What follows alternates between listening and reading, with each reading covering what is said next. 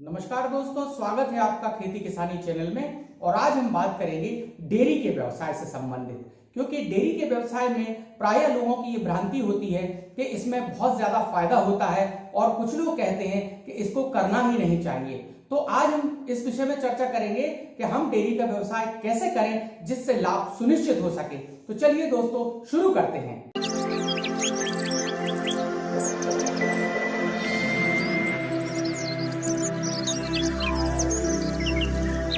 Dairy farm के business में मेहनत भी काफी होती है। ऐसे में अगर आप ज्यादा मेहनत कर सकते हैं और अच्छे मैनेजमेंट से काम कर सकते हैं तो आप इस बिजनेस में बहुत अच्छा मुनाफा कमा सकते हैं और कुछ समय बाद आपको अच्छा रिटर्न मिल सकता है। दोस्तों, अगर आप भी डेयरी का व्यवसाय करना चाहते हैं, आप अगर इसका प्लान कर रहे हैं तो आपको कुछ बातों का ध्यान रखना होता है। अगर आप पैसे के सही मैनेजमेंट के साथ बिजनेस करेंगे तो आपको काफी फायदा होगा और आपका व्यापार लंबे समय तक चलेगा।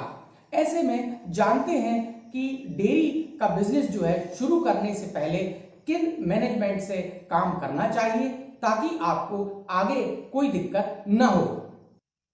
बात करते हैं कि पैसों के गलत मैनेजमेंट की वजह से डेयरी फार्म के बिजनेस फेल हो जाते हैं। ऐसे में अगर आप बिजनेस शुरू करना चाहते हैं तो सबसे पहले अपनी पूंजी को 4 भागों में बांट लेना चाहिए और उन चारों हिस्सों को अलग अलग कामों के लिए और अलग अलग समय पर इस्तेमाल करना चाहिए।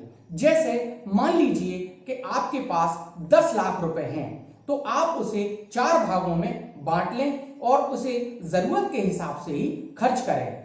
सबसे पहले यह अहम होगा कि आप ये ध्यान रख लें कि आपको पैसे कब तक रिटर्न चाहिए।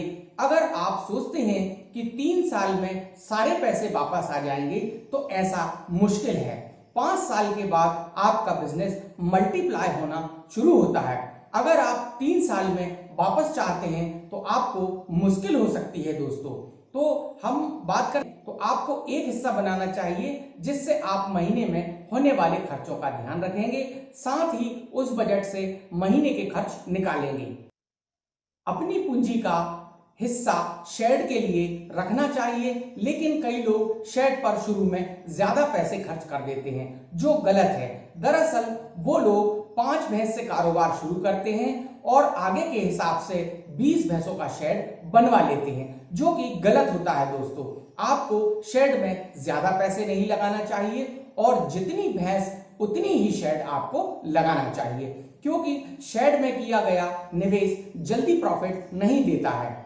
तीसरा हिस्सा पशुओं के लिए रखना चाहिए। ऐसे में भैंस या गाय आदि पर ज्यादा निवेश करना चाहिए, क्योंकि इससे इनकम का रूटीन बनता है। जितना ज्यादा हो सके पशुओं पर निवेश करें, क्योंकि इनकी संख्या ज्यादा होने से लगातार इनकम शुरू हो जाती है। अपने पैसे का चौथा हिस्सा 6 से 8 महीने आगे के लिए बचाकर रखना चाहिए।